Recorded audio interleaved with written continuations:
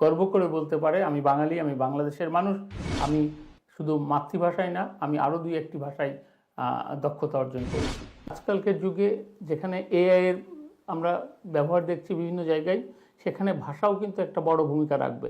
Listening, speaking, reading and writing আর 4 legs of a table.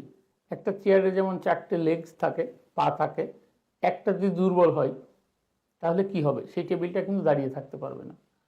তো আমি যদি এভাবে চিন্তা করি যে টেবিলের 4টে পায়া, এক একটা পার্ট, লিসনিং একটা পার্ট, স্পিকিং একটা পার্ট, রিডিং একটা পার্ট, রাইটিং একটা পার্ট। তো আপনার যদি লিসনিং দুর্বল হয় তাহলে কি হবে? একটা পা যদি দুর্বল হয় তখন ওই টেবিলটাকে আমাদেরকে কোনো একটা সাপোর্ট দিয়ে রাখতে হয়। আমাদের যে দুর্বলতা সেটা হচ্ছে লিসনিংটা নেই, আমরা করি না, তার মানে এই পায়াটা খুব দুর্বল।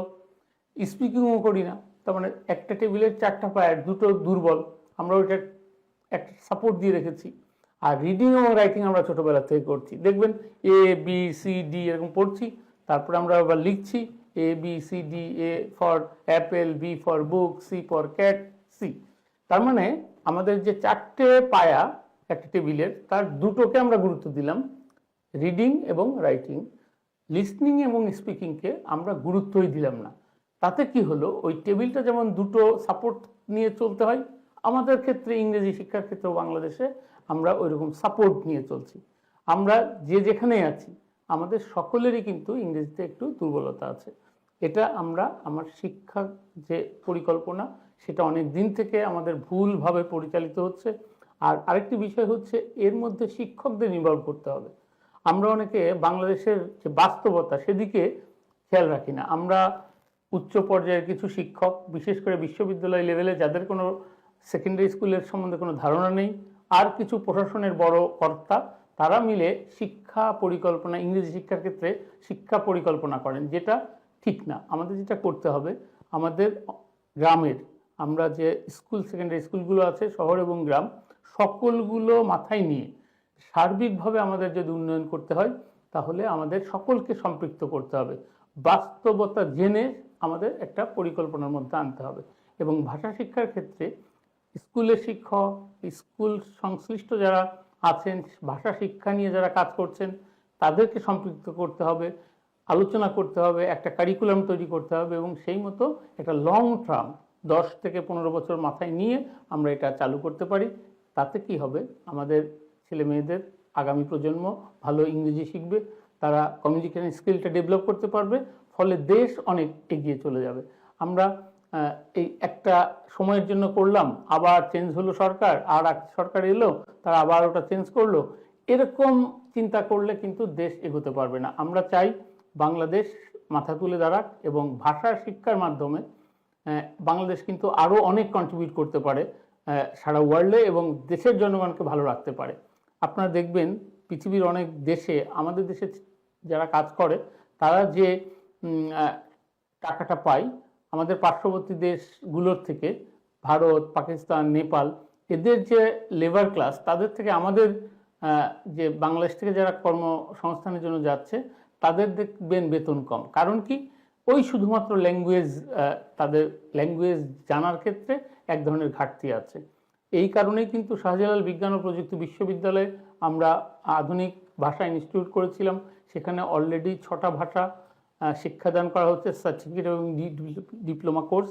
আমাদের ধারণা ছিল যে এই অঞ্চল, বিশেষ করে সিলেট অঞ্চলের অনেক লোক কিন্তু বিদেশে কাজ করতে যান, বিভিন্নভাবে দেশের আর্থিক যে ব্যবস্থাপনায় বিশেষ ভূমিকা রাখছে সিলেট অঞ্চলের লোকজন।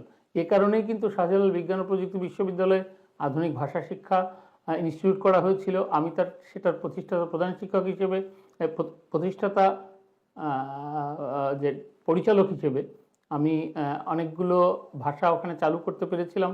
Looking to expand your business in the UK? UBM takes care of everything. Company registration, UK bank account, pay, insurance and tenancy. Start with UBM. Expand with confidence. পরবর্তীতে আমাদের আর সহকর্মী উনি দায়িত্ব পালন করছেন। আমাদের যে উদ্দেশ্য সেটা হচ্ছে যে আধুনিক জ্ঞানসম্পন্ন জনশক্তি তৈরিতে বিশ্ববিদ্যালয়গুলোতে কাজে লাগাতে হবে এবং এরকম ভাষা শিক্ষা ইনস্টিটিউটের মাধ্যমে আমরা বিভিন্ন পেশার যে শ্রমজীবী আছে তাদেরকে কিন্তু ট্রেন্ড আপ করে ফেলতে পারি, এবং তারা যেখানে ভাষার মাধ্যমে অন্য যে কোনো জায়গায় গিয়ে কাজ করে দেশে আমাদের বৈদেশিক মুদ্রা প্রেরণ করবে, ফলে দেশ অনেক লাভবান হবে। সর্বোপরি ভাষা এমন একটি বিষয়, এখন ভাষা এবং কম্পিউটার দক্ষতা এটা কিন্তু ওতপ্রোতভাবে জড়িত। আর আজকালকের যুগে যেখানে এআই এর আমরা ব্যবহার দেখছি বিভিন্ন জায়গায়, সেখানে ভাষাও কিন্তু একটা বড় ভূমিকা রাখবে। আমার ধারণা আমাদের দেশে যদি সঠিকভাবে পরিকল্পনা করা যায়, কারণ বাংলাদেশের যুবশক্তি অনেক ভালো কাজের সাথে নিজেদেরকে সম্পৃক্ত করতে পারে। তারা যদি মনে করে যে তারা ভাষা শিক্ষার মাধ্যমে দেশকে কিছু কন্ট্রিবিউট করতে পারবে, দেশকে কিছু দিতে পারবে, এবং আমরা মনে করি বিশেষ করে আমরা যারা শিক্ষিত সমাজ, আমরা যারা বিশ্ববিদ্যালয় কলেজে পড়াশুনো করছি বা পড়াই, আমরা কিন্তু একটা সুবিধাভোগী শ্রেণী। দেশ আমাদেরকে অনেক দিয়েছে, আমাদেরকে এখন দিতে হবে দেশকে। সঠিক নির্দেশনার মাধ্যমে, পরিকল্পনার মাধ্যমে আমরা দেশকে এগিয়ে নিয়ে যেতে চাই। ইংরেজি শিক্ষা প্রসার দরকার, এবং সাথে সাথে আমার মাতৃভাষায়ও আমরা যেন সুন্দর করে উপস্থাপন করতে পারি সে বিষয়টিও কিন্তু আমাদের মাথায় রাখতে হবে। তো আমি মনে করি আমরা যারা শিক্ষা সংশ্লিষ্ট কাজে যুক্ত আছি, আমাদের সকলের এখানে দায়িত্ব রয়েছে।